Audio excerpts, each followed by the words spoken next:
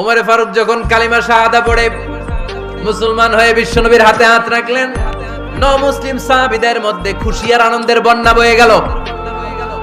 মুসলিম হাতে গোনা সাহাবারা আল্লাহর প্রশংসা করলেন। বিশ্বনবী সাইয়েদনা ওমরে ফারুককে জড়িয়ে ধরলেন। ওমরে ফারুক এবার বিশ্বনবীরে বললেন, নবী গো, আলাসনা আলাল হক, আমরা কি সত্যের উপরে আছি নাকি আমরা ভুলের উপরে আছি? বিশ্বনবী বললেন, বালা নাহনু আলাল হক, আমরা এই সত্যের উপরে আছি। সুবহানাল্লাহ পড়ে। আলাসনা আলাল হক, নবী আমরা কি সত্যের উপরে নাই? হ্যাঁ অবশ্যই ওমর, তুমি সত্যের উপরে আছো। ওমরে ফারুক বললেন, তাহলে ফাফিমাল ইখতিফা, তাহলে লুকায় লুকায় আর দাওয়াত দেব কেন? আমি তো কালিমা পড়ে ফেলছি, আসেন আমার সাথে বের হই। ফাফিমাল ইখতিফা, আর লুকায় লুকায় কেন? আসেন আমরা বাইরে বের হই।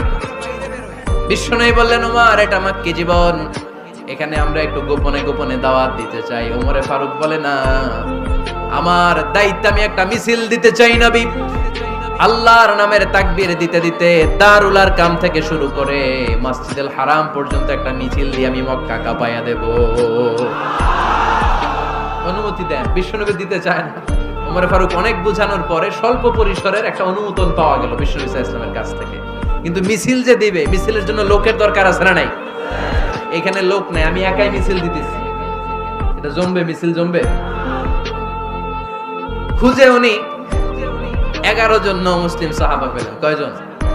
ওমরে ফারুক বললেন, 11 জনই শহীদ। এই 11 জন নিয়েই আমি আল্লাহর নামের তাকবীর দেব। 2 লাইন করলেন। কয় লাইন? 2 লাইন। পেছনে 6 জন, আর এই লাইনের নেতা বানালেন বিশ্বনবীর চাচা হামজাকে রাদিয়াল্লাহু তাআলা আনহু। আর সামনে 5 জন, তার আগে দাঁড়ালেন উনি নিজেই। তাহলে 6 6 12। বললেন, এই 2 লাইনই আমরা তাকবীর দিতে দিতে, বেশি না, এই দারুল আরকামের ঘর থেকে, আপনারা জানেন যে সাফা মারওয়া এখন যে সাই হয়, এই সাফার পাদদেশে ছিল দারুল আরকামের ঘর। উনি বললেন, এখান থেকে ওই যে কাবার গিলাফ দেখা যায়, কাবার গিলাফ পর্যন্ত আমরা এই তাকবীর নিয়ে ওখানে যাব। সুবহানাল্লাহ পড়বেন না? ওখানে উনি দাঁড়িয়ে ছোট্ট একটা ভাষণ দিয়েছিলেন। উনি বলেছিলেন, মান আরাদা আন তাসকুলা উম্মু ওয়া ইয়াতামা ওয়ালাদু ওয়া তারমিলা যাওজাতুহু ফালিয়াসুদ্দানি। খেয়াল করে শুনেন, কান দুইটা খরগোশের কানের মতো খাড়া করেন। উনি এক বাক্যের একটা ভাষণ দিলেন। ভাষণ দিতে জানলে বড় ভাষণ দেয়া লাগে না। এক বাক্যের ভাষণ দিয়ে গোটা বিশ্বকে ঝাঁকুনি মারা যায়। চিল্লায় বলো ঠিক কিনা? ওমরে ফারুক এক বাক্যের একটা ছোট্ট ভাষণ দিলেন। মান আরাদা আন তাসকুলা উম্মু, কে আছো মায়ের এই মক্কায়, কে আছো মায়ের বুক খালি করতে চাও? ইয়া আচামা ওয়ালাদু, কে আছো বাচ্চাগুলারে, নিজের সন্তানগুলোরে ইয়াতিম বানাতে চাও? কে আছো তারমিলা যাওজাতুহু, নিজের স্ত্রীকে বিধবা বানাতে চাও? ফালিয়া সুদ্দানি, বুকের পাটা থাকলে আমি ওমর রে থামাও। ফালিয়া সুদ্দানি, দেখি মক্কায় কার এত বড় বুকের পাটা। কে আছো মায়ের বুক খালি করতে চাও, সন্তান রে এতিম বানাতে চাও, স্ত্রীকে বিধবা বানাতে চাও? ফালিয়া সুদ্দানি, পারলে আমারে ঠেকাও। এই বলে উনি আল্লাহু আকবার, আল্লাহু আকবার, আল্লাহু আকবার বলে স্লোগান শুরু করে দিলেন। এক এক স্লোগানে মক্কার মরুজমিন থারথার করে কাঁপতে আরম্ভ করল। এই মিছিল মক্কার কেউ দেয় না। মিছিলের আওয়াজ শুনে আবু জাহেল বাইরিস, উতবা বাইরিস, শাইবা, ওয়ালিদ ইবনে মুগীরা সব বের হয়েছে। কিরে, আমার এলাকায় এত বড় স্লোগান, কার এত সাহস?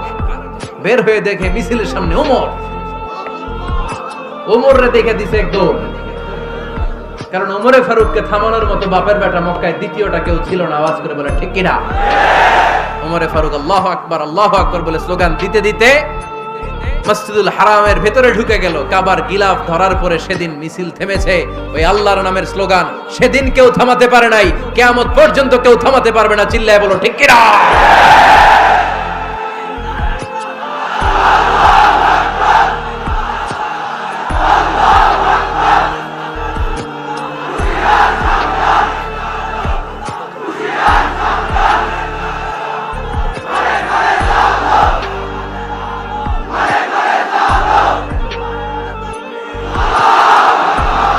ওইরকম একটা ওমরের দরকার, আমাদের বেশি চাই না। জোরে বলেন ঠিক কিনা? প্রভু তুমি বলেছো রাসূল দেবে না, বলনি দেবে না ওমর, বলনি দেবে না হামজা তারি, খালিদ বিজয় সমর। প্রভু তুমি বলেছো রাসূল দেবে না, বলনি দেবে না ওমর, বলনি দেবে না হামজা তারিক, খালিদ বিজয় সমর। প্রভু তুমি বলেছ রাসূল দেবে না, দাও খোদা দাও আমায় আবার ওমর দারাজ দিল, দাও খোদা দাও আমায় আবার ওমর দারাজ দিল।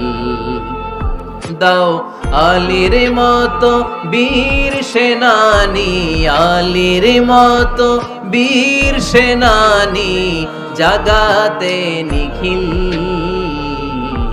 দাও খোদা দাও আমায় আবার উমর দারাজ দিল। সুবহানাল্লাহ পড়েন।